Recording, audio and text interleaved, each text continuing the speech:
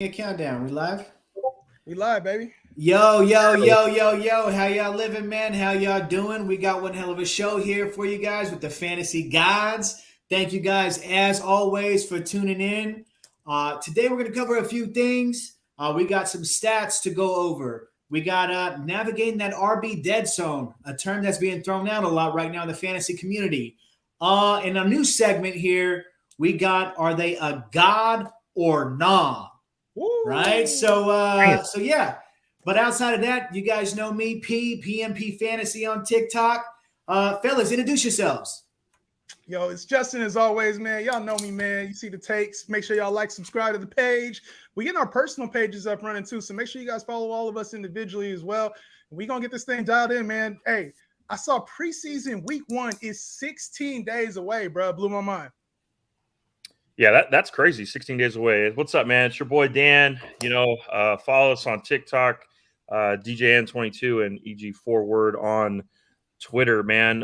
Excited. Another round of the Gawdscast, man. We just doing it, man. We just living. We They just can't out here ban the living, snowman. man. They can't ban the snowman. I don't know how the hell our shit looks like it's dead, but I don't know how the algorithm's treating us, but y'all still tap in, y'all still like, show that love over there on the TikToks, and we look like we're in a little bit of a shadow ban here. Homie Connor, you said stat. I heard there. His ears must have been red, baby. Of course. Perk it up. Yeah, well, you know what? Let's jump straight into it, y'all. So, with fantasy around the corner, like Jay said, 16 days away from preseason. I know on TikTok and the fantasy community, you guys been hearing a lot of stuff going down, a lot of terms that you guys may or may not be familiar with. We're here to break it down here for you. So one of the things we're going to be covering is stats, actually. You may hear a lot of content creators talking about specific stats and using that to kind of emphasize a player or boost a player's ADP or even drop it. So we're here, and I want to ask you guys from your perspective, when you guys are looking at stats, like these deep diving stats, what stats do you guys look at to prioritize a player? We're going to start with you, Dan.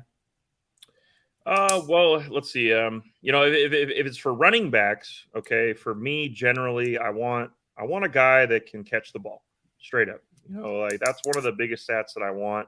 I want to know, can this dude, can he catch the ball at an efficient level minimum? Because, over the past, 5 to 10 years, we've seen, RB1s, generally they catch the ball at an alarming rate, getting 50 plus receptions a game, like on average. Is usually kind of the realm of receptions per year. And so to me, it's like, number one, if I'm looking at the position of running back, give me the guy that catches the ball. Okay, now let me clarify, because I'm talking about like those specific stats. Like you hear people throwing out like air yards or yards after contact, or those type of deep stats that people throw around to kind of emphasize a player. Do you got any? Because I'm looking and I'm thinking on behalf of our, the younger community, the new community who may not be hip to what all this stuff means. So of all the stats being thrown out, which ones did you focus on? Well, I like if we're talking about deep stats, I like the stat yards created per touch. So that just basically means that every time a person is getting the ball, so touching the ball, how many yards are they positively creating each time that they do it on average? And so to me, when I look at that from last year, wasn't the number one running back, but a running back that seems to be very polarizing in our chat room, but not so in Twitter. Everybody loves him on Twitter. Seems like he's loved on TikTok, and that's Deandre Swift. He had a 4-yard 0.0798 yards per touch. So every time he's touching the ball, he is generating 4 yards, and that's honestly, that's incredible, right? The next guy up, Rashad Penny at 3.8. Jonathan Taylor, 3.7, McCaffrey, 3.7, Nick Chubb, 3.6. So to me, most of those guys on that list, we've generally said it, hey, they're good players. So I like the metric yards created per touch. Okay. I can rock with that. Jay, what you got? I'm not really into any advanced stats. Now, just being real, like all the stuff you said, Dan, I fade all that shit. Like to me, air yards, yards after touch, yards per touch, like to me, that shit doesn't matter. What matters is, do you score touchdowns and what do you do on a per game basis? So I'm always looking at like, all right, last year, if you played 14 games or 17 games, what were you doing fantasy wise? And what difference was that from another player at a different ADP? So for example, if I'm the number one player and I produce 25 points, there's another player that produces 17 points. That's a lot more of a difference than somebody who produces 20 points and 17 points at the same ADP, if that makes sense. I'm looking at who's scoring touchdowns. Like Dan said with the running backs, I'm looking at catches. I'm looking at, do the numbers align with what I watch every given week on film or what I've seen in college, draft capital, contracts. There's a lot of other things that go into it. The numbers are more of a supporting narrative. The analytics, to me, are just a deep dive in supporting a narrative that you may have about a player, because I think you can find an argument for any player.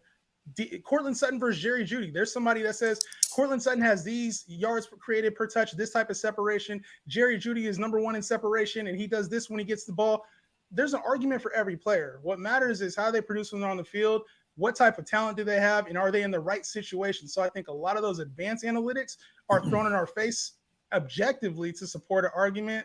I'm not sure that really matters. That's interesting. And you said that last part that you said when kind of players kind of getting hyped up. Do you have any off the top of your head that you think may have been hyped up by some of these people in the fantasy community? Well, we talked last year, and it was, one of the ones that really caught my eye last year. We talked about Mike Evans a lot, and a lot of it was, expect regression. He's not going to score a lot of TDs. He's inconsistent because of the volume in his TDs. And to me, you could just see that there was a narrative being pushed about the player, not necessarily because of their position and what they do on the field, but because analytics were backing up the fact that there might have been some regression, not his talent that supported it, and not the numbers that he's put up his entire career. It was cherry-picked stats that went to support the narrative. So I'm very cautious of that. And it also sample size too. That's one I really look at, small game sample size, because 4 or 6 games over a season isn't very much when it comes down to it. That's crazy. Yeah, I mean, Dan, do you know anybody who you feel's been hyped up with people throwing out these stats? Man, I think a big one for me was Deandre Swift. That's just someone that just constantly gets hyped. Like I just feel like he's so polarizing, right? So the data community loves him. The other community, feels like he averaged only 15 points a game last year per game. So to me, it's like, we want the Derrick Henrys, right? We want the guy when he's playing, he's getting 20 plus points. Like those are superstars, right? The 20 plus point guys, and even the crazy Christian McCaffrey's back in 2019 where he averaged 29.3 points a game. Like those are the guys that win you the league. So, it's going to be very interesting to see what happens this year and who's right, who's wrong moving forward. That's right. Because P, what you looking at, P? Like obviously, we've heard kind of the non-analytic side on my end, and Dan is, I wouldn't say Dan's analytic, but I think he has some that he probably goes to. Are you looking at any stats in particular that you dial in on? So for me, it's not necessarily particular stats. Like for example, at the wide receiver position, some of the things that I look at, obviously they got to be a dog. Right. But but some of the things I look at when I'm deciding between 2 wide receivers in the top 10, when you got to get granular, you look at things like their target share percentage, right? Like how many targets are they commanding on their team versus everybody else? Other things also like red zone target percentage as well. Right? Like those quality type of targets where they're getting those touchdowns. Because, for example, I'll give you an example here. Somebody that I was really high on, and I still am high on him, is our boy Keenan, right? Crazy target hog, right? But also, where does he go in the red zone, right? He doesn't get that many red zone targets. He seems like a third option in the red zone behind the tight end, behind Mike Williams, maybe even the fourth behind Eckler, right? So that's not to say that I'm going to avoid him, But when you're choosing between players like he or somebody else that just may be more TD prone, I'm gonna lean that way because that's kind of where the money's at. Does that kind of make sense? Yeah, so you're looking for more of the consistency, or you're looking for more of the upside with the red zone? Because I think that there's also a difference with some of these numbers. Like you can be looking for somebody that has a little bit more consistency, a higher floor, and then you can look for players with higher upside. Well, yeah, but like also keep in mind, Keenan is highly regarded as like a top 12, top 15 wide receiver. So when you're comparing him to another top 12, somebody in that same range, those type of things go into play. A lot of it also has to do with like how you construct your team, right? Like if you got a lot of like high risk players, high reward players, you want something to kind of balance that out. But if I'm on the clock in round 3 and I'm deciding between like Keenan and a Debo, or even Keenan and like a T Higgins, right? I'm kind of leaning more towards T Higgins. And more so because not just because T Higgins has a higher potential to get touchdowns, but I mean, we're getting into another topic, but I also think that the whole Keenan and Mike Williams is kind of evening out more than people think. I also think that there's a point where the numbers support an argument, though, even for a player like a Keenan Allen, because there's still like, okay, they have opportunity, create opportunity. One player that is I noticed Dan has really changed on him. And Dan, I want you to talk about this real quick. DJ Moore. Like DJ Moore was loved by the analytics committee colony on Twitter. They love DJ Moore. And we've seen that there really hasn't been that touchdown improvement that we've been expecting. Obviously, he's had 4 touchdowns, no more than 4 touchdowns every year. Dan, what are your thoughts on that? Because it's like we've seen him kind of go from like statistics, analytics darling to now we're questioning if he's ever going to catch. Yeah, it's tough. I think the biggest thing is going to be quarterback play, number one. I mean, I think that has honestly like 60% of fantasy output is just playing with an elite quarterback, number one. I mean, it's just bottom line. But, for me, it's at the end of the day, he's not a red zone guy. He's not going to jump. He's not going to, if you go down in the 10-yard line and in, we're not doing fade routes to DJ Moore. Like you're going to pound the rock. And maybe Terrence Marshall gets in there, eventually with his big body size. And this DJ Moore he's just not that type of player as far as, the touchdowns go. Is he a good player? Yeah, he's a great player, but he's going to get you 1,200 yards and 4 touchdowns, man. It's just, that's wide receiver 3 to me. Like I don't want him as my wide receiver 2, or if I'm fading the wide receivers early, maybe I go heavy running back. I really don't even like him as my wide receiver 1. Like if he's my wide receiver 1, you got problems in my opinion. So, I would just let, where he's going in his ADP, just let other people take him. If he becomes your wide receiver 3, cool. Like I think that's okay. But if he's higher than that, just let others take him. That's crazy. And to kind of speak on that, and Dan, we've kind of seen you shift because you love DJ Moore the last 2 years, but it's kind of speaking to the point in why we're even having this conversation about stats, right? Because every stat that you see, outside of like red zone targets, but every stat that you see tells you that DJ Moore should be a stud or should be blooming to a stud.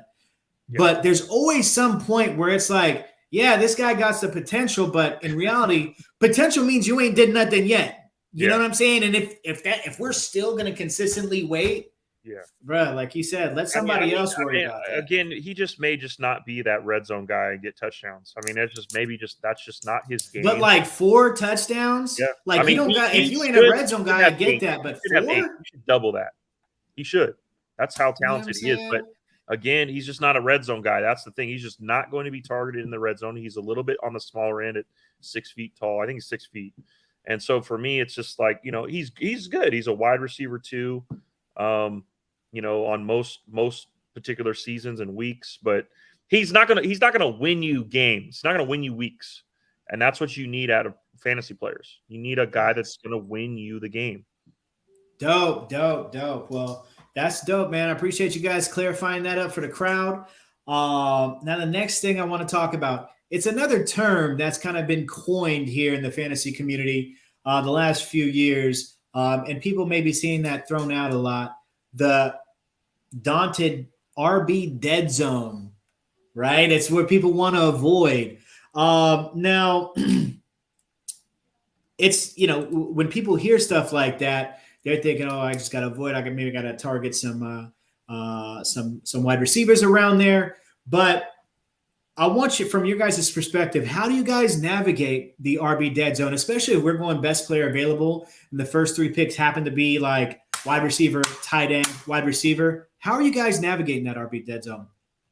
Good. Yeah, the rounds, because it's around that 4 to 8 range where you notice that there's a huge drop off in like superstar running backs, and then it goes to more of like very questionable or fringe starters, right?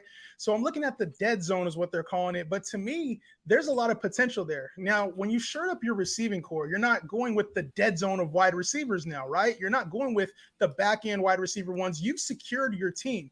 So there's upside for more. The dead zone is really just about finding the alive running back, finding that one running back that can change the trajectory of your team.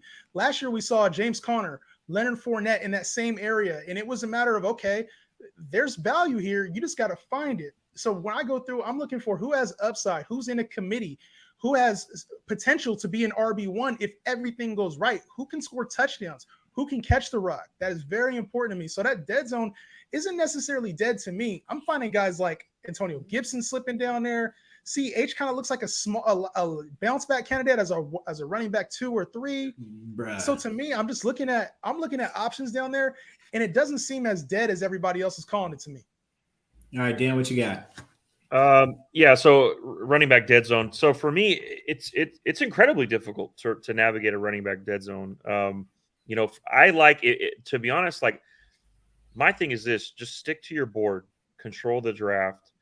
If there's a receiver there, or there's a tight end that's there, or there's a quarterback that's there, whatever that position is, let these dead zone running backs fall to you. Don't go reaching for a dead zone running back, hoping that this is the guy that's going to get you on. Because as we talked about last year, James Conner and Fournette, we didn't talk about Cordell Patterson, right? Cordell Patterson was damn near a top 10 running back for the majority of the season, and we got this guy on waivers. We told you guys to fade Mike Davis, like we told you that. Mike Davis. But my thing is just like, there are always going to be a running back. You got to be, if you're going to, let's say, for example, if you're going to fade the running backs, then you have to be very, very good at 2 things. Number one is waivers. So you really need to be on your stuff on waivers and pick up that next running back. Because usually, look, you probably have a ton of wide receivers. There's no reason to even reach on or rabbit chase the next wide receiver that broke out or had a 15-point, 20-point week. I would be targeting nothing but running backs later on. And then for me in drafts, usually the last, like outside of the last 2 rounds, because most smart people, the last 2 rounds is a kicker and a defense in most leagues. So those rounds before that, the last 4, they should all be running backs, particularly probably rookie running backs, because when those guys get the chance, typically you'll have at least one that breaks out onto the scene that's like, okay, this is the dude, like thank the Lord, like I got a starting running back. So to me, it's like I'm going to take on 4 or 5 running backs on the back end of my draft and just hope for one that hits. And that's all you need when you're going through a running back dead zone. Yeah, that's a dope point. So for those out there that don't know, I know Smooth kind of commented to it, where is that? Because I know the running back dead zone isn't just isn't just like waiver wire pickups and whatnot, but like primarily Smooth saying that it's from rounds 4 to 8, right? And it's it isn't as quite defined as that, because you can look on other lists and then you see like Saquon is a dead zone running back, quote unquote. Zeke is like a dead zone running back. So how would you guys, just in just real quick terms, how would you guys define the quote unquote dead zone? DeadZone is where you're finding more question marks at running back than you want to put in your lineup, like injury-prone players or players that have somebody kind of on their heels that could take their starting job, or maybe they're in a committee. Like there's a bunch of running backs kind of grouped together, and it really depends on your league because Saquon is going to be more of a DeadZone RB in a 10-team or 8-team league. But in a 12-team or 14-team league, Saquon is definitely not a DeadZone RB. So it really comes after everybody probably has one running back. There's probably going to start to be more of a dead zone because now you're having to take a question mark as your running back too. And I'll just make a quick comment on it. To me, if I just generally browse the rankings, right, it just give you guys an idea of where I would assume a dead zone guy is. I think it's anybody that's after these three running backs, like your Antonio Gibson, your Josh Jacobs, your maybe Zeke Elliott. When you start getting into like A.J. Dillon's, the J.K. Dobbins, Clyde Edwards-Helaire, Singletary, Damon Harris, Miles Sanders, that to me is considered a dead zone because it's like, are these guys going to be good? Can they be bad? They've been bad before. That's the reason why they're being drafted this late. They haven't been actually good. So it's like, that is where that start goes. So, if you can nail, one or two running backs before that spot, then I think you're going to be okay. But you just need one. We've always said that we like the anchor running back strategy a lot. But again, it just go download our draft kit. Yeah. You got all the answers in there. You'll be fine. That's it. All right. So I'm gonna put you guys in a scenario, right? And we can start with you, Dan. We have these anchor strategies. There's a million strategies. The best proven one, as we know, is always go for that best player available, right? In constructing your squad. So let's say you have the 8th pick. You go wide receiver, come back around, you snatch up Kelsey, he falls to you, and we could say we're in a 10-team league. Money, right? And then you Yeah. And then you come back, and then you happen to get T. Higgins in the 3rd, right? Right. And then in the 4th, you happen to swoop up Dak Prescott, right? So you're looking in the 5th round. You're looking in the 5th round. I know. I ain't gonna be here.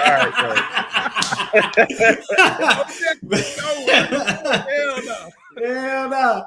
But you got people that construct their squads like that. But let's say you're in the 5th round. You got you got your spots solidified. Yeah. What dead zone running backs are you trusting to kind of pull out of there? So the 5th round, right? So I'm gonna go ahead and say that if I'm gonna take a shot. So I'm hoping like an Antonio Gibson is there in the 5th round. I'm hoping that I just a recent blurb, and blurbs come out on Twitter. They come out on Roto World, the old Roto World, and they move rankings all the time. Yep. J.K. Dobbins says he's ready. He's damn near ready. So I like guys, like, in my opinion, if you're going to roll dead zone, you got to go for upside. I mean, like you just have to, because to me, the first 5 rounds, you played it incredibly safe. You took a wide receiver in the 1st round, safe as hell. You took Kelsey in the 2nd round, safest tight end you could probably get in 2022. In the 3rd round, you went with Higgins, upside, possible, anything were to happen to Chase, T. Higgins immediately becomes a top 5 wide receiver. So I think you have to go, because you went safe, you have to go upside and just hope that one of those two, hit for you. And because I wouldn't be comfortable with like a Clyde Edwards-Helaire. I wouldn't be comfortable with like a A.J. Dillon. Like, it just, you got to have a little bit more, especially if you went safe on the safer side. Because again, running backs are not as safe as we think. Like, they're going to get injured all the time. Yeah. They're ground and pound. So while they have the best opportunity to win you leagues, they're also carry the highest risk as well with injuries. So to me, I got to go upside if I'm going safe in the first 4 rounds. So who are the names you said? So I said like J.K. Dobbins or an Antonio Gibson over guys like a Miles Sanders or a Clyde Edwards-Helaire. Facts. Jay, give me some names. Yeah, I definitely am not taking Miles Sanders after he said, "Do not draft me." I'm Dude. staying far away from that. A guy like Clyde Edwards-Helaire would be probably more of a back of the dead zone. So like a round 7, round 8. That's where I feel comfortable taking him. When you're talking rounds 4 through 5, though, and 6, I'm looking at like Travis Etienne. Dan mentioned with upside. We're talking specifically round 5 and 6 because Travis has been going around like 4. Yeah, he's been. And Antonio Gibson been going. Yeah, Gibson been going around like 4. So I'm talking about like.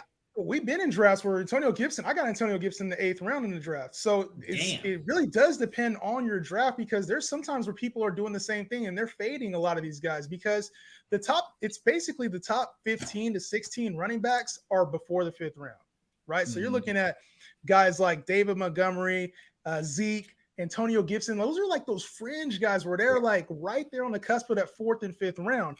And then you get after that and you're getting like Cam Akers territory, J.K. Dobbins territory, Travis Etienne territory, Josh Jacobs, Antonio Gibson, Etienne is it for me. That's the dead zone cutoff right there. Yeah, I'm starting some names that I really don't want to start, but if I'm going to, I'm looking for who has a path to starting, who's red zone, who's catching the rock. The reason why I like Clyde Edwards-Helaire out of that smaller group, is because I feel like he is going to be the starter this year. If I'm wrong, I'm wrong. And Ronald Jones is somebody I probably would get later just to back that up in case. And Kareem Hunt is another guy that I really like in that zone because he has the upside to be an RB1 if Nick Chubb goes down, and he carries standalone value as well as an RB2. Yep, Game Pick Podcast, Fantasy Gods. You know what the deal is, baby. You know what I'm saying? Now, Jake, I want you to elaborate a little bit because even though Clyde Edwards-Helaire is a starter, we see him in the start of the past 2 years. It hasn't looked good. So what's the difference? What changed now? I think he's had games where he's looked good, but he's also been, to his detriment, he's a smaller player, so he's been banged up. So hopefully we've heard in the offseason how he's came in this season with a clean bill of health, which would be the first time he's came into either season with a clean bill of health. And also as a rookie, third-year player now, he's had time to develop. So to me, this is going to be, this is either Clyde Edwards-Helaire make or break season. The team he was a hand-picked player, right? They brought in Ronald Jones, who can be a starter, but he's not an elite talent. Like Ronald Jones is not an elite talent, somebody who I really think is a threat to take over the starting role permanently. Now, Clyde Edwards-Helaire sucks. In can come Ronald Jones, straight up. In can come Ronald Jones, but you're getting him at 7th, 8th round draft capital. You've already have most of your starters entrenched, and chances are that's a spot that's going to be pretty fluid for you anyway because you're going to be picking up running backs, trading potentially. There's going to be new bodies that come in there. So to me, it's worth the upside if you can get him. When he was playing early in the season before he got hurt, he was an RB. He was a back-end RB1, high-end RB2 at that time. Yeah, I mean, and just to go on to Justin's injury take, like last year, I mean, Clyde had an ankle sprain in the preseason. He had an MCL sprain week 5 of last year, which missed 5 games total. He had a clavicle injury in week 16 where he missed another 3 games. So he's had some problems, and that's he's made of paper mache. What's going on? You know, so to me, it's like I'm okay with, if Clyde's your RB2, I like it. I really like Clyde as an RB2. If you have to rely on him as your RB1, then I'm a little bit nervous with that. But but in college, he was one of the best pass catching running backs that there was with Joe Burrow. Like to me, I as a pass catcher alone, okay, not as a prospect running back, but as a pass catcher and how his routes and his hands were similar to a McCaffrey. So like he has that ability to catch the ball. It just Mahomes doesn't need to dump it off. Like he's got a cannon of an arm. There's no Mahomes can make any throw. So Mahomes is not really the best quarterback for Clyde's skills, in my opinion. But they need to figure it out because I think Clyde his advantage is in the passing game in space. Yeah. I mean, to that note on Clyde Edwards-Helaire, it's similar to like for example, like a DJ Moore. We were commenting on him earlier, right? Like he has a lot of talent. There's no doubt about that. And for myself, like I'm not as high on players who have let me down like twice in a row. The third year, I'm letting somebody else, take that chance because oftentimes that could be like in this situation here, if somebody does take him as their wide receiver or their running back one, and he just proves to do the same thing he did the first 2 years, their fantasy season, if they can't adapt quickly, their fantasy season's, it's an uphill climb. For me personally, I'd rather take players that do have upside. I know Clyde has upside, but maybe, looked at differently. Like I'm looking at AJ Dillon. I know you guys mentioned you don't like AJ Dillon, but he has a real role in that offense. He's not just like a backup. Same thing with like Kareem Hunt, right? They split more so like 50-50. And he's got a clear role getting those like goal line carries with how big, Quadzilla. I don't know if you guys see the pitches, but that dude's a hog, right? And to speak to injuries, those happen often. You know who else gets injured a lot? Aaron Jones. If Aaron Jones gets injured, imagine how much that's going to vault his stock, right? Like, what do you guys think about that? Well, you got to take AJ Dillon the same place you're taking Clyde. And my last point on Clyde, I'll talk about AJ Dillon. My last point on Clyde, though, is that I think a lot of what you mentioned right there, P, is that it's a typical thing in fantasy. I've been burned once, I've been burned twice, so I'm not going to take the player. We're seeing it right now with Saquon Barkley, Christian McCaffrey. There's other players that can go down the list of players who don't perform at expected levels, and then they're faded by the community, and I don't necessarily think that's the right thing to do. So to me, I play every season like it's a new season. I give everybody a clean slate, no matter if they burn me in the past or not. Talent is talent. And so when you're talking about AJ Dillon, though, I do think that he'll have a role. I just think that you're banking on an Aaron Jones injury in order for it to be a startable role. Every week he's going to come in, and if he doesn't get you a touchdown, he's 6 to 8 points. Until Aaron Jones is gone, I don't really see much of a consistent role for somebody you got to take in the 6th, 7th round. But you would say the same thing about Kareem Hunt? Kareem Hunt has a solidified pass catching role. That's the difference, I would say. I think AJ Dillon has a solidified rushing role where he's probably going to get 10 to 12 carries a game, whereas Kareem Hunt has a solidified role with rushing and pass catching, probably 10 to 15 touches a game. All right. I can respect that. Now, to kind of piggyback off of just this segment here, of the players that we see, and I'm going to give you a few names here, and you could add on to them as well. There's a bunch of different sites with a bunch of different people that are qualified to be in the RB dead zone. There are oftentimes you find gems in the RB dead zone going around 5, 6, 7. This year, based off their production, can jump up into rounds 2, 3, sometimes even 1. We see that happen all the time. Give me a name of one of these RB dead zone guys, and let's not say Clyde Edwards-Helaire. I'm done talking about that guy this podcast, but give me a name of somebody who you think has the best chance to jump up in that 2023 draft to be a solidified RB1. Are we talking Dan, about question on that? Are you talking about a guy that, like, if there was an injury in front of him becomes that, or if he just is that regardless of injury? Just is that regardless of injury, right? Because injuries happen all the time. But like, somebody who just is that, you know what I'm saying? I would say it's, I would piggyback off Kareem Hunt. I would say that's him. If I were to if no injuries existed, I think that Kareem Hunt has that. He has not only the ability to pass catch the ball, but he's just a very good football player and seems to go ahead and just get touchdowns.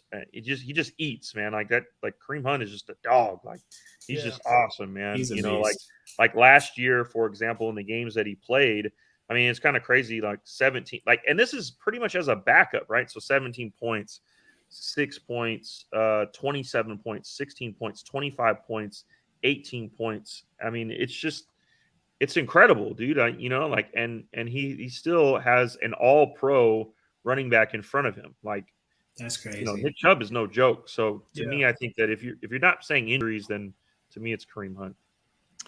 Yeah, it's tough without injuries. The only player I can think of right now off the top of my head who has that kind of potential is maybe like a James Cook, somebody with Devin Singletary potentially being a free agent this year and potentially leaving. I think Devin Singletary is going to keep the role, but I do think that we see James Cook take a larger role later in the season, whether it's the last half of the year, the last 4 games of the year, the last 2 games of the year. We're going to see something out of James Cook this year where he gets a featured workload. So I think at some point we're going to see him get 20 touches. I want to see what that looks like. And he has a good shot, I think, to be up there. I'm not necessarily calling that one a lock, but there's not a lot of players down there I could look at. Like you mentioned, unless it's an injury, Rachaad White was somebody else thinking of. Tyrion Davis-Price was somebody else thinking of. But those guys all need an injury in front of them to be relevant. But do they, right? TDP, does he really need an injury in front of him to be relevant? Yes, I think What so. if I think it's still Elijah Mitchell's job, and it looks like that there was blurbs today. Blurbs change the narratives on everything, but it seems like Jeff Wilson is still that primary. Oh, Jeff! So whether or not Jeff, that's true or not, everybody looks good in shorts, and Price is dealing with the injury. So my thought process is, wait till training camp, wait till training camp, because all these blurbs don't mean anything. But it kind of just goes to show you that the team is going to roll with Elijah Mitchell, who really did well. Like, are we going to sit here and say that he wasn't a great starting running back for the Niners? No. Like, there's no one out there can say he wasn't a really good back. And when you do well, especially he was a 4th round pick, so he is trying to make this team go. He's trying to make sure he gets his money. So to me, it's like it's still Elijah Mitchell's team. Now I think he's more of a James Cook, Rachaad White situation where Price eventually may take his role, because I think he may be just a little bit of a better player. But he's got to have an injury in front of him, because I like Elijah Mitchell. I'm gonna plant my flag on Elijah Mitchell. Yeah, there you go. That's a good point, dog. Like, I think that I've faded Elijah Mitchell. A lot of it was baked into his ADP, though, which we've kind of seen actually fall since we've started talking about this whole new season. We've seen Elijah Mitchell's value creeping into that Antonio Gibson, that range, and it's like, maybe we're fading him a little bit too hard with the expectation that it's going to be a hot hand by committee thing. That's a really good point, Dan. I probably still am not reaching for Elijah Mitchell, but that might be a good 6th, 7th round target if he's falling in your drafts and you haven't addressed the running back position. That's not bad. Just get TDP later in the 15th round. Yeah, I would definitely be okay with handcuffing. If you got Elijah Mitchell, go ahead and reach on just a little bit of a reach. Not saying huge reach, but just a little bit of handcuffing for Elijah Mitchell. He's probably a good candidate for a handcuff, especially if you guys, again, we're on this channel telling you to fade Leonard Fournette. But if you guys are Fournette fans, definitely make sure you handcuff with Rachaad White. But also to note, Elijah Mitchell, I think a lot of people are fading Elijah Mitchell a little bit because, number one, the Niners drafted Price in the NFL draft, but also Elijah Mitchell had a lot of injuries last year. They were low-end injuries. They weren't mega to even medium injuries, but, for example, last year, 2 games missed with a shoulder sprain in week 2, a rib injury, which he didn't miss a game, but he had a rib injury, a finger fracture in week 10, missed 1 game, knee injury in week 13, missed 1 game, and a concussion in week 13 as well with that knee injury. Missed 2 games. So there's a lot of injuries there. He's little though. He's a small guy. He's 201 pounds. It's not like what you want to see out of your running back. Typically, you want a 215, 220 pound running back, and that's kind of what Price gets you. 275, unless you're Brandon Jacobs. Hey, that's a name drop. 219, David Price. Yeah, and that's a good point, right? Because I'm the biggest Niner fan, right? And I am a little timid because I think that Elijah Mitchell got a lot of his run because because the lack of able bodies, right? Yeah. But even though he still performed, that offense is kind of a plug and play. But what scares me about that is they say he's the guy, right? And that's cool. But last year, the draft that he came out of, he was a 6th, 7th round pick. He was a 6th round pick. They drafted Sermon in the 3rd round, and all the hype was around Sermon.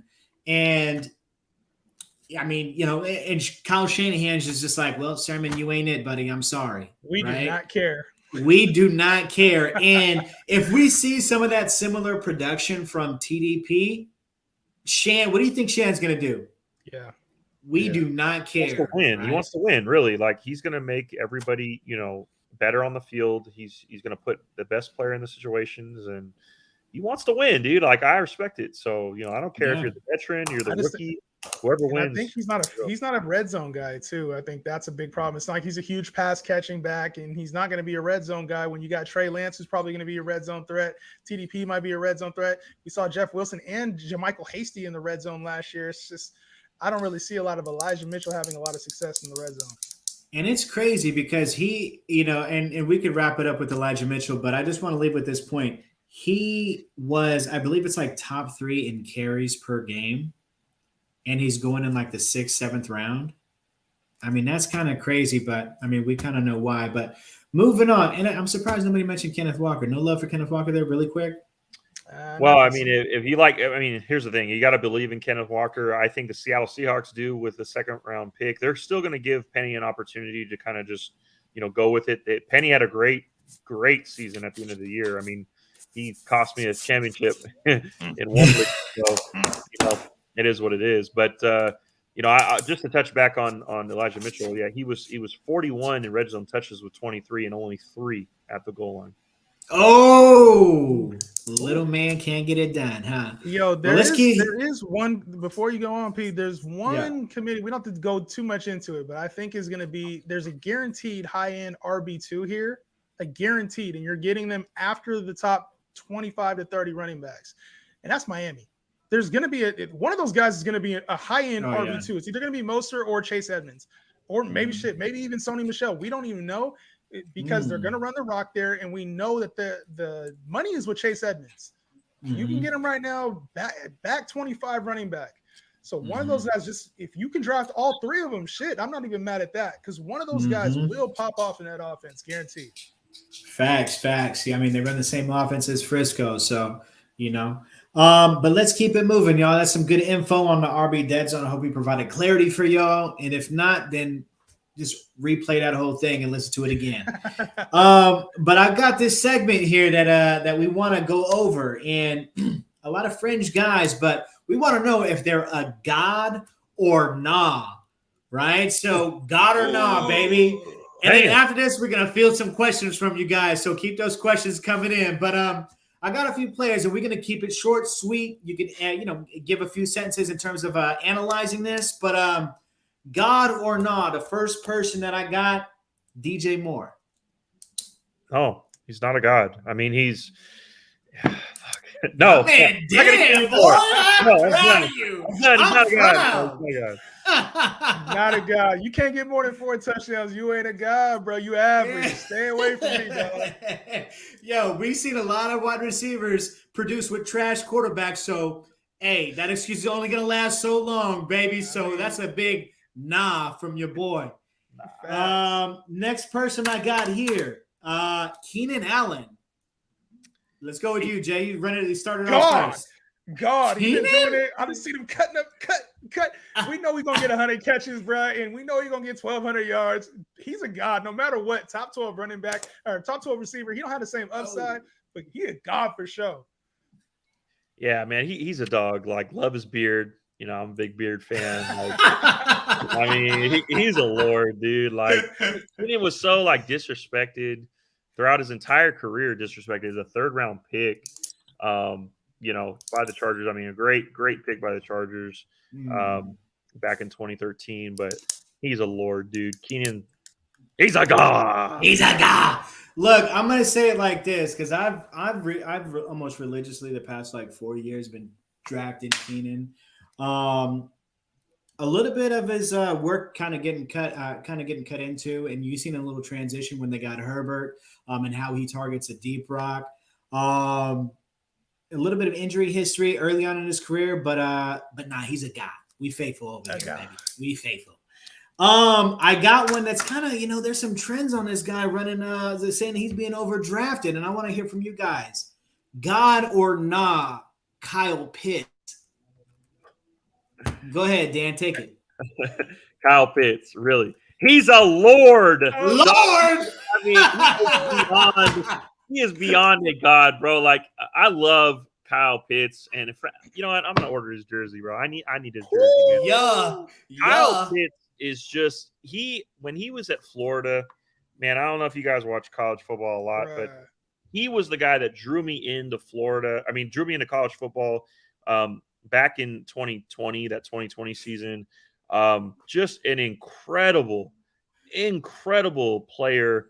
There's a reason why a tight end was taken at 104 when, Eric Ebron back in 2013 ruined tight ends being drafted really high. Like it just OBJ was there, Mike and all that stuff. But Kyle Pitts, man, go get yourself Kyle Pitts and stop playing with us, man. Yeah, 1,000 stop yards playing. tight end, Boy, brother. stop playing. Look at Kyle.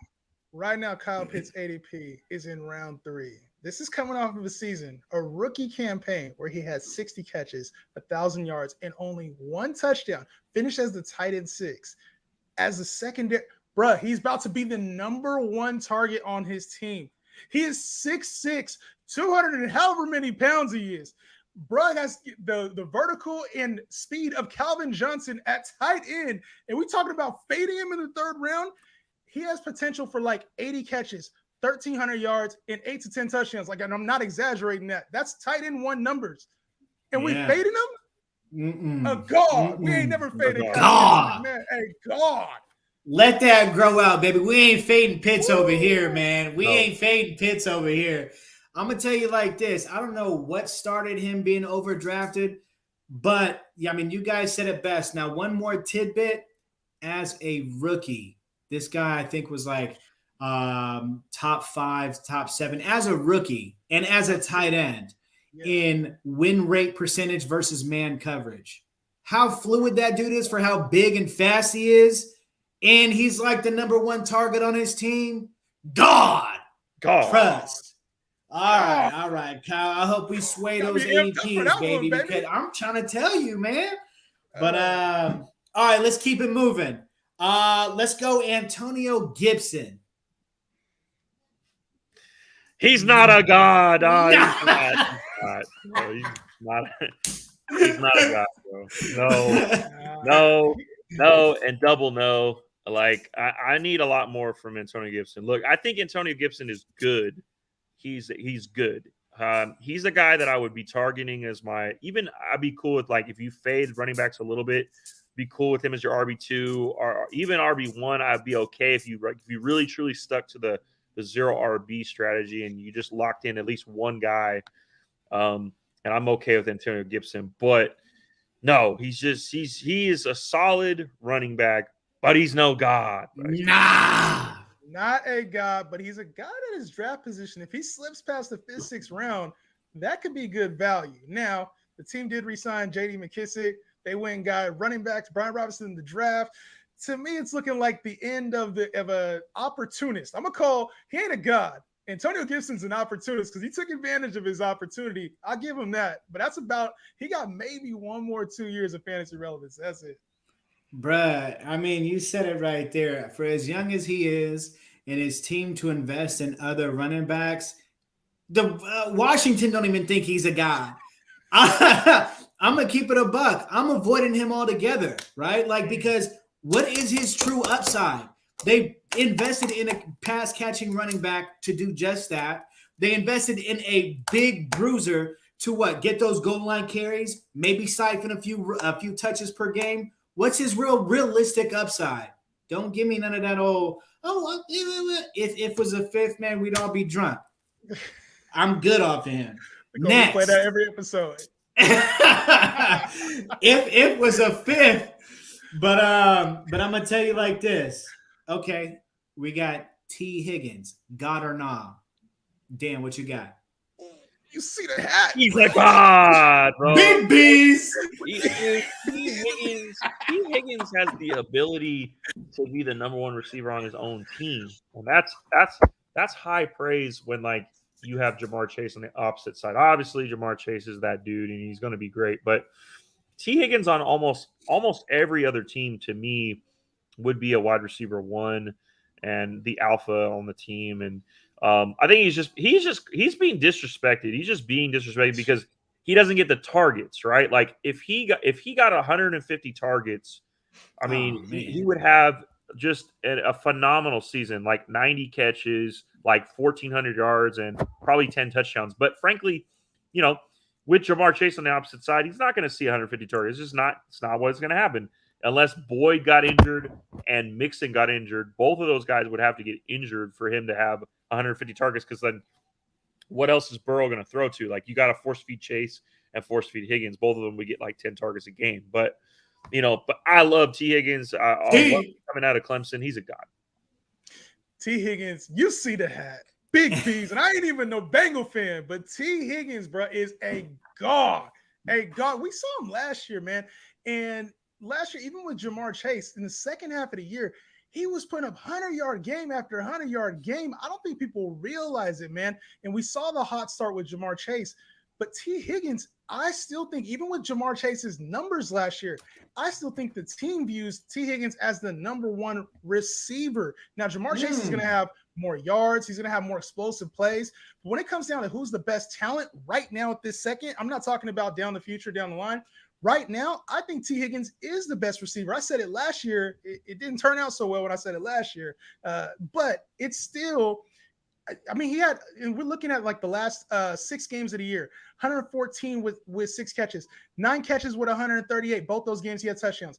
5 catches for 114, 12 catches for 194 with 2 touchdowns. Like, dude was balling, and that's with Jamar Chase. Had he not dealt with injuries, he would have been top 12 to 10 last year. So – T. Higgins, God, bro. God, man. I mean, you said it best. I mean, the dude, Dan, you've been talking about his you've been talking about his hey, you was going on about Clyde Edwards-Helaire. You wasn't saying nothing to me. But hey, but I was like, bruh, we gonna try to bring him up again? But I'm gonna tell you like this, though. I'm gonna tell you like this, Dan, you said it best, man. Yo, he played 14 games, T. Higgins. 110 targets, still crossed that 1,000 yards, almost 1,100 yards in 14 games, 6 touchdowns. He's outdoing DJ Moore in less games. But I'm going to tell you like this. You seen in the playoffs as well, bro, like in the Super Bowl, when they just came out in the start of the third quarter, who was he bombing to? Higgins. Bro, I'm telling you, he's a god, man. Higgins – bro, I got to move him up a couple more spots, man. You know what I'm saying? You know? You see it, the talent is there, bro. The talent is there. You got to move him up. Third-year breakout, too, for the wide receiver? All right, let's keep it pushing. All right, the next person I got is Saquon. They had the nerve to put my man in a – Saquon, they had the nerve to put my man in the RB dead zone. Jay, what you got? Do I need to say what's already understood, bro? We know Saquon is a god. His name is Saquon, bro. A god. Hey, Lord. Like, top 5 running back this year, bro. Saquon is a god. Man, Lord. Put some respect on his name. I'm tired of the disrespect for Saquon Barkley, dog. The offensive line is back. He's back off of the injury. Another year removed from the injury, man. Stop playing with his name, dog. Don't put that smut on his name. Don't put that smut on it. My man Jay about to get stigmata over here. Bro, I'm over here. My veins dropping out of my neck and shit, bro. Can't talk about, bro. Last year, I caught a lot of shit for Saquon. This year, he got to make up for it, dog. Hey, God, indeed. Yeah, Saquon, man.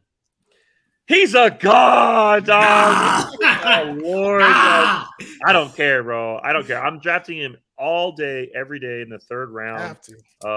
He's, even in the 2nd round, I might just take the risk because, I mean, this guy, when he came out in 2018, he's the best running back prospect that we've ever seen as a prospect. Okay, he was 6 foot.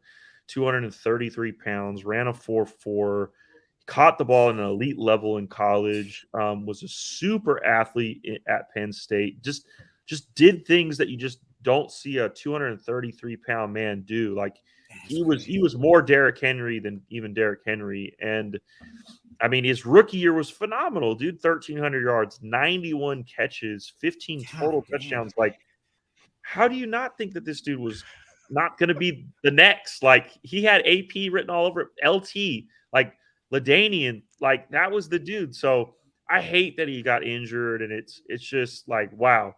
But I can't fade Saquon. Well, I never will. Never fade Saquon. Never fade Saquon, bruh. I mean, 230 coming out, and it's all in his quads, bruh.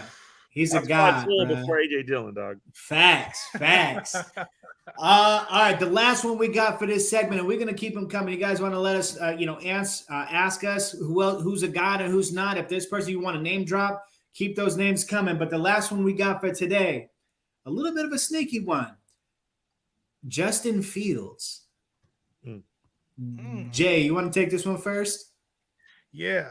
I'm going to go with not a god.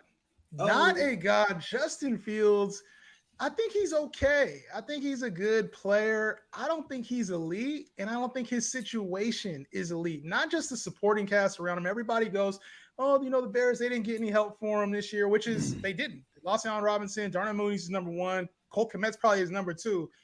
But to me, Chicago has never been a fantasy-friendly offense ever in this city because of it's a windy city. Like, you think Jay Cutler and Brandon Marshall, Jay Cutler was struggling to put up viable quarterback numbers when he was the quarterback there. So to me, it's just never been a really a good fantasy situation. And until he leaves there, Justin Fields, not a god. Not a god, huh? Dan, what you got for me? He's not a god. I mean, I really, really like Justin Fields coming out when he was drafted in 2021 at 11 overall. Like, I thought that was like, wow, like, what are the Jets doing? Like, the Jets are just stupid for drafting Wilson, and Wilson really hasn't shown anything yet. Like, no one really in that whole class has shown anything definitively that they're going to be good. We still hope that Wilson decides to show up, Trey Lance decides to show up, Trevor Lawrence decides to show up. All these quarterbacks, which was deemed as a quarterback heavy class, so it was a really good time if you needed a quarterback pre-draft that you were going to get one of these guys and was going to be all set for your season. But I mean, all of last year never had a game that was over 300 yards passing. So to me, it's like, okay, like nowadays quarterbacks, it's a little bit easier to pass the rock. Like, the penalties are favored towards quarterbacks. So you got to be able to pass the rock. And, I got to see something. Like, I don't expect you to throw for 300 yards a game, but like, damn, give me one. Like, give me one. The only thing that I see is that he did have against the Niners. He did have 103 rushing yards. Yeah, I knew that was going to fantasy points. The best game all year against the Niners. We're gonna have that because we put the pause on him though, so we got the dub. Yeah. But I will say, and he did have a really a highlight play where he was running around the backfield, cut it up, and then took off. But now I'm gonna say this about Justin Fields because I normally am extremely high on mobile quarterbacks. You know what I'm saying, especially ones with cannons, and he has that. Right. So, he came out with I thought the Niners were actually going to take him, but we took Trey Lance. So I'm good with that. But at the same time, we see this happen often. And if you guys I know there's a bunch of stat nerds out there, but if you guys watch the game, you'll notice trends and it doesn't look good. Even if he's a high draft pick and a new coaching staff comes in and that's not their guy, unless he blows them out of the water this year, I mean, they may draft somebody else. We've seen Arizona do it. They drafted, Homie, and he drafted him. They drafted Josh Rosen early.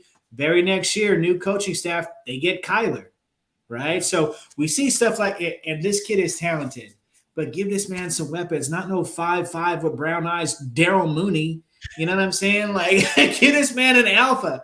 But nah, sadly, he ain't a guy. Maybe next year, Fields. But yeah, and Dan, I want to go to you real quick because you said you had him really high on your board too. Like, talk about that because obviously talent doesn't just go away. Do you think there's a chance that he can take the next step with the situation he's in right now, receiving core, new coaching, being in Chicago? Do you feel like he's a situation away from being a different player, or are you just like, I don't see it anymore with Justin Fields? Like, what changed for you?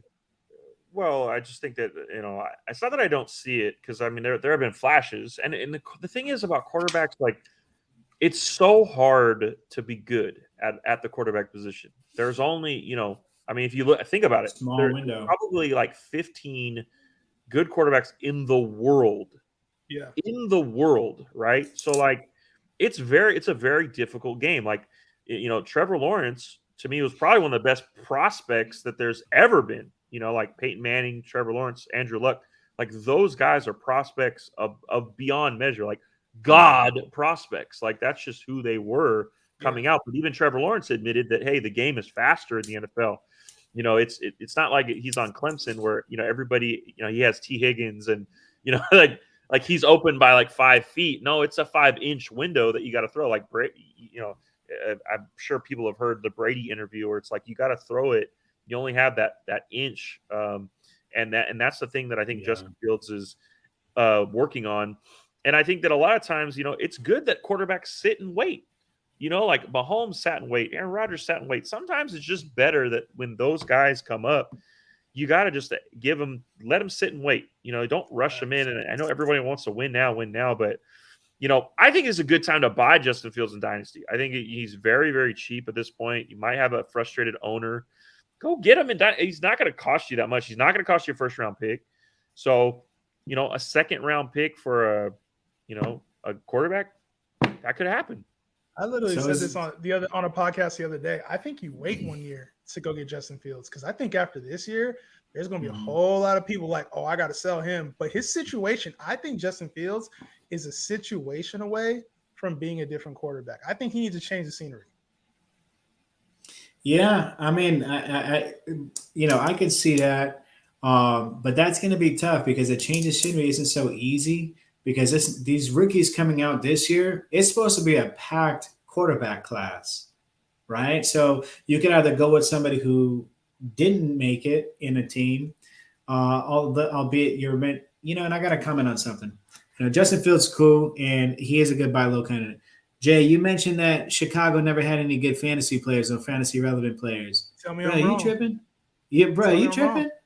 You got you know that year where you sat McCown and he had Alshon Jeffrey, B-Mar, and Forte? One game. You talking about one game? Nah, but Forte?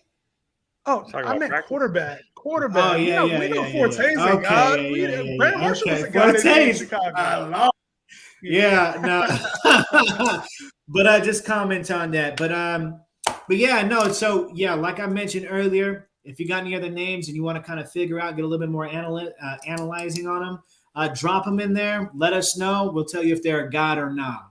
Right. But we want to go and field some questions. We know you guys have some questions coming in. So my man Edward Soto, if I go no RB in my early rounds, what's a good late round RB to draft?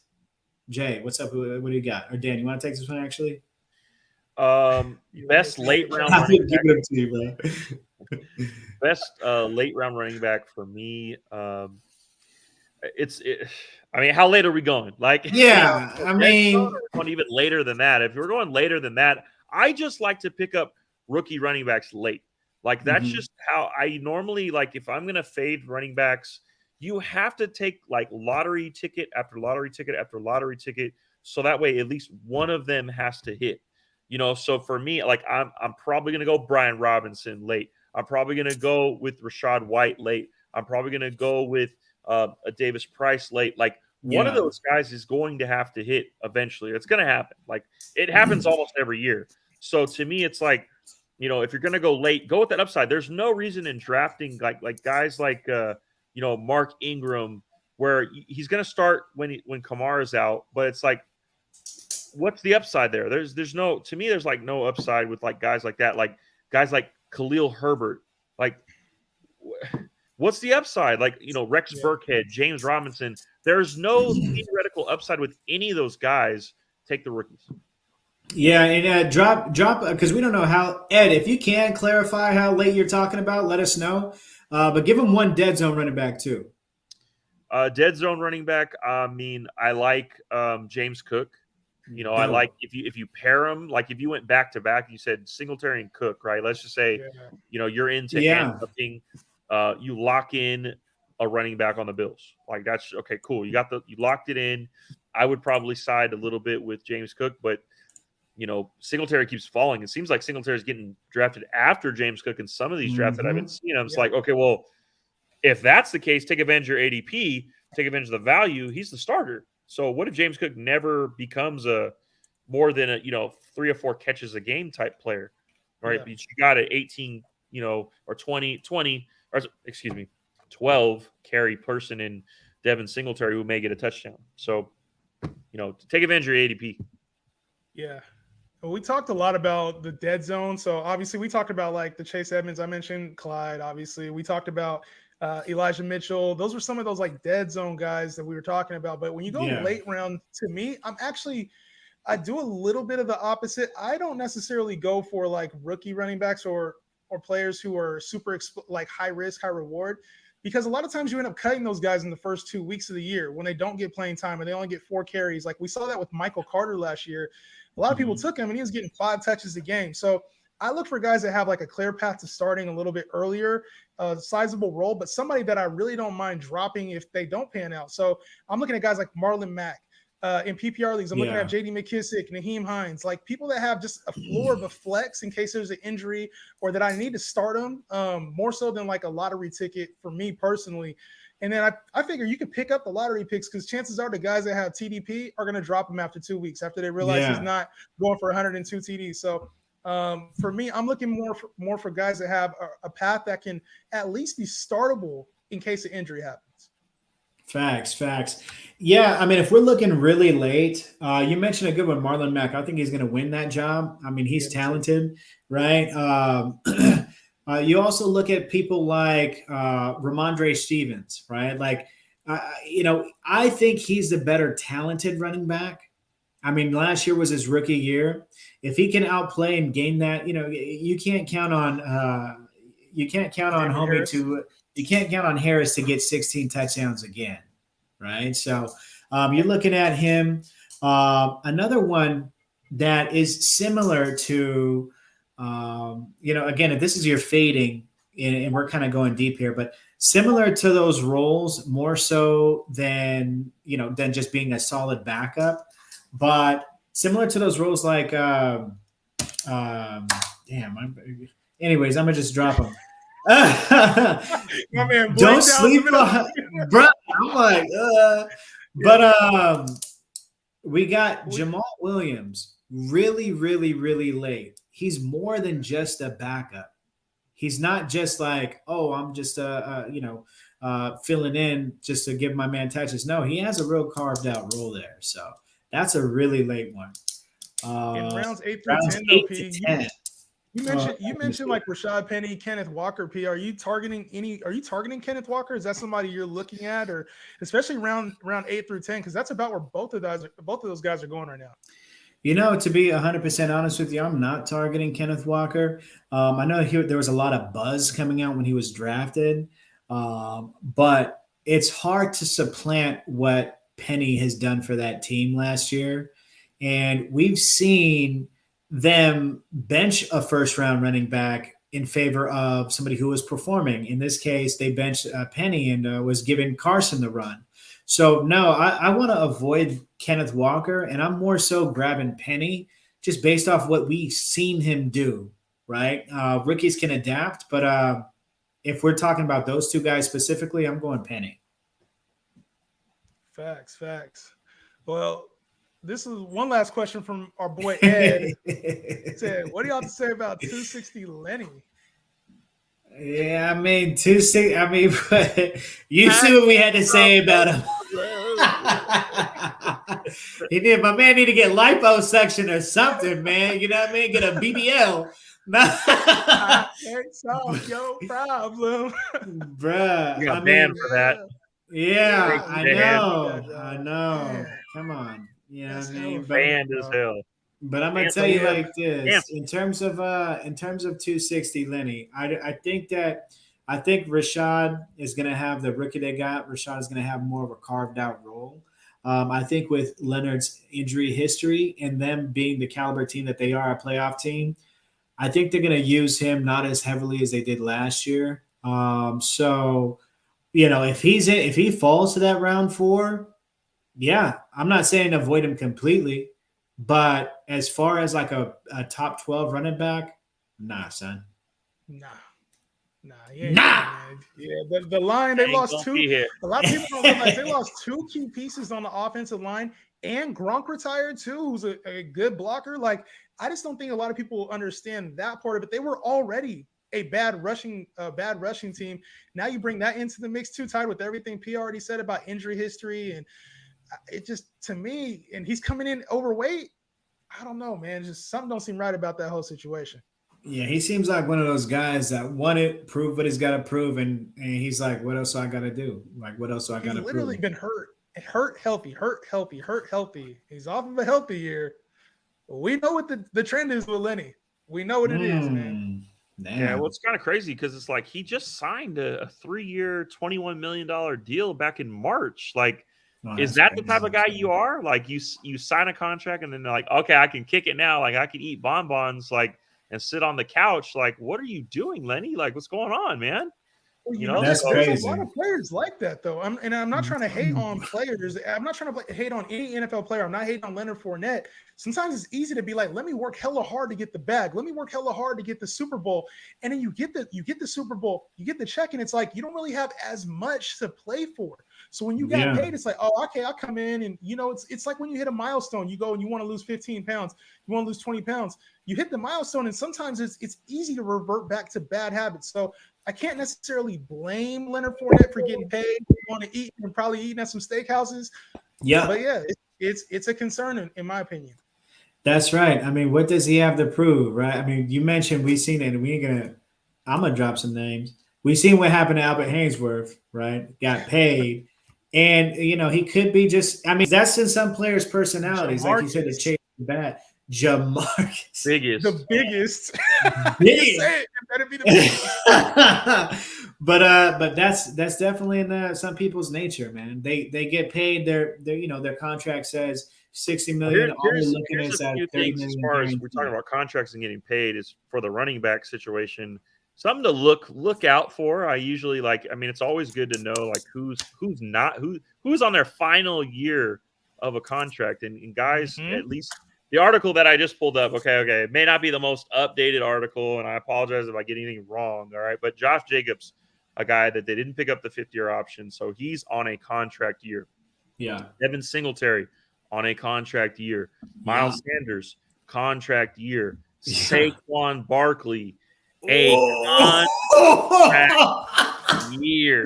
I gotta get him in a second. I'm just saying, Leonard Fournette was on a contract year last year, averaged 18 points per game. Contract year kind of matters for running backs. So, are you positions? All right, we got Aiden over here. Aiden. What's good? Who should go number 1 in PPR non-superflex drafts? This is a good one, right? Personally, in PPR non-superflex, me personally, I still think it should be Jonathan Taylor. Don't get cute with it. It's a lot of people have different strategies, but you got somebody who has a high ceiling accompanied with a high floor in an offense with a top run blocking, a top run blocking O-line. I mean, I think you got to go that route.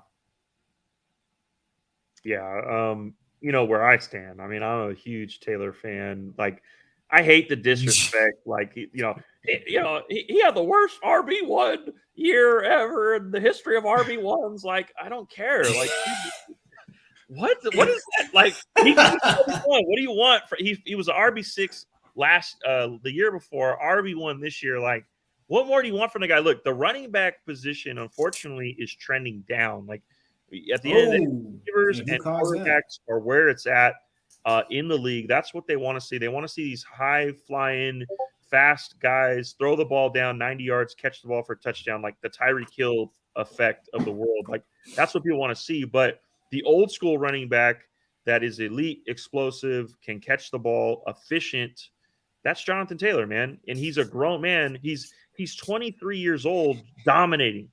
Go get Jonathan Taylor. Yeah, I'm actually going to go a different direction. Yeah. Look at his face. Y'all already know me. I'm not going with JT, man. I like JT, and I think Nyheim Hines plays a little bit larger role this year. They've been talking about lowering Taylor's workload and getting Nyheim Hines available. I know, Dan, we said the same thing last year. But give me Cooper Kupp fresh off of a record-breaking campaign. I don't see much changing, even with Allen Robinson coming in there. Cooper Kupp had over 400 fantasy points last year. No other player did. To me, his value is too tremendous to pass up, and I think I could find some other value later. Give me Cooper Kupp over Jonathan Taylor in that format. That's crazy. So you think he's gonna have like a stretch like Antonio Brown did, where he's just straight dominant over the course of the next like 4 years? Yeah, and it's to be honest, Matt Stafford has supported that. We've seen that with Calvin Johnson. We saw him make receivers that weren't very good relevant. When we talk about Golden Tate, Kenny Galladay, haven't had success with any other quarterback. And Cooper Kupp, to me, and him have a very special relationship. You could see it on the field. Cooper Kupp is also very good after the catch. I don't mean that kind of relationship, dog, but he's very good yards after the catch too. And that's just something that you can't teach. We see it with Deebo Samuel. So Cooper Kupp knows how to get open. Allen Robinson will be a compliment more so than a challenge, in my opinion. So I don't think 1,900 yards and how many catches he had is happening again. But number one wide receiver, I think, is definitely in the realm of possibilities with Cooper Kupp. I can respect that. All right, making history 11. Oh my God, I know who that is. Who is that? Young Ty on the beat. Young Ty. Oh, I see the picture. Oh, over there trying to pick my brain, huh? Young Ty, huh? I get them. What's the insider secrets? Yeah. What you guys in the league together? I mean, we'll see. But what's the one sleeper that you guys think would be? What's the one sleeper you guys think would be top 10 running back? Top 10 running back? Well, that could make it.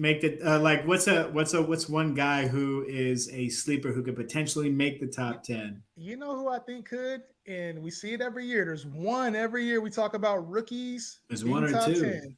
Yeah. Breece Hall, bro. Breece Hall. I don't love the situation, and I don't think he finishes top 10.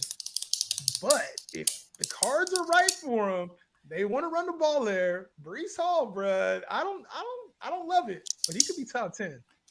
Tell Young Ty to get the. That's not a sleeper, dog. Breece Hall's been going in round 3, round 2, and yeah, he ain't no sleeper. So round 2. We're talking about sleepers. That's crazy. Round 2, Breece Hall. Yeah, if we're talking about sleepers that could be in the top 10, that's easily Rachaad White to me. Again, we are big fans of Rachaad White. If Leonard Fournette were to go down, Rachaad White is easily can get there. In my opinion, I think he has everything that you look for as a prospect running back. Go get yourself Rachaad White late and just hold him and just hold him and just hold him. And eventually Lenny will go down and go reap the rewards of your RB1. So this guy is being slept on. And I really think that it's going to be Cam Akers, right? And, Cam Akers, he's going in right around that RB dead zone range. Maybe a few spots ahead, but that offense, they always have a number one rusher. They always have one rusher. It's like a one rusher system, like a bell cow type back. Cam Akers, we've seen him get injured, and he came back early, and he got all the work he could handle in those playoffs against tough teams. Didn't look good, but coming into the season, fresh, fully healed, I think they're going to give him that work. And in that type of offense, in that scheme, with that firepower around him, if he gets that work, yeah, he's going to be a top 10 running back for sure. Mm-hmm. Hey, tell Young Ty to get the draft Bible too. What's he doing, man? He over here playing in 16 leagues talking about sleepers. He ain't worried about Rachaad White. 16 leagues. Yeah. And he probably drafted Bryce Hall in the second round too. Saquon is his last pick, bro. We ain't talking about that league, man. I'm hella weak. How we feeling about ETN, man? You know how we feeling about ETN, man. We dropped that already. Yeah, we rock with ETN over here. We don't got to go around the horn unless you guys want to add something, man. I think he's going to be a huge PPR back. I think in that system, they target the running back, and I think ETN's ready to break out. Maybe one or two more questions, and we got to get out, man. We've been on for a long time, man. Y'all missing out. Rewatch the show. If you're just getting in right now, we answered a lot of these questions already. Time flies. What's the earliest y'all taking Najee in PPR and non-superflex league? The PPR and non-superflex? One's the earliest. Early? Dan on the Najee train with me. Let's go. Hell no. Nah. Taking over Taylor now? No, come on, like realistically. Realistically, I think to be honest, Najee has the case. Okay, so this is not dynasty. I'm a big dynasty guy, so I'm probably more or less fading Najee in dynasty more than I am redraft. But in 2022, I'm wearing the Pittsburgh hat. Like Najee Harris will be he will be a guy that you will not lose when you have Najee Harris. Put it this way, you will not lose. You may not win, okay, but you will not lose, right? You don't win. Bro, when you taking Najee? Give me a draft spot. He's the number 3 running back. First of all, 2. 2, you're taking Najee 2. Yes, I'll make the Over argument C-Mac? over anybody at 2. I'll take him Over over C-Mac? C-Mac. Yeah, I'll take him over. I take C-Mac. C-Mac's upside is too high, and then Jonathan Taylor, the floor is too high. Taylor, C-Mac, Najee. I think Najee could finish as the RB1, but when I'm just looking at overall rankings and positions, value, I'm gonna go Taylor number 1, C-Mac number 2, Najee number 3. Personally, I mean, you can't. You can't deny his talent, but I mean, I'm taking him a little bit later towards the back end of the first round. I'm saying like 7 or 8. Like I'm taking him after guys like Justin Jefferson and. I'm taking him after that. I think he is a top back. But Najee or Derrick Henry? Damn, son. Come on, man. I'm taking Derrick Henry. 5 hours. You take Derrick I'm Henry. taking Derrick Henry. Najee or Eckler? Baby. Najee or CMC? Y'all can have CMC little ass, bro. I'm not taking him at all. Najee or Dalvin? Najee or JT? JT, number 1 overall, JT? Yeah, Najee or Joe Mixon? Ooh, that's close. Najee or Deandre Swift? I'm taking Najee over Deandre little ass Swift. I was about to end this thing. Yeah. Over Najee, bro. Nah, but speaking of that, right? So Najee's cool. We like that, but we got to wrap this up though too. So we want to save more for more shows that we got. Y'all keep tuned in. Y'all go ahead. You guys know we got all the money right there for free in the Draft Bible. Go download that. Go join the Discord. Follow all of our accounts. We got Fantasy Guy. We got Dan's account popping. We got my new account out here. We got Jay's account.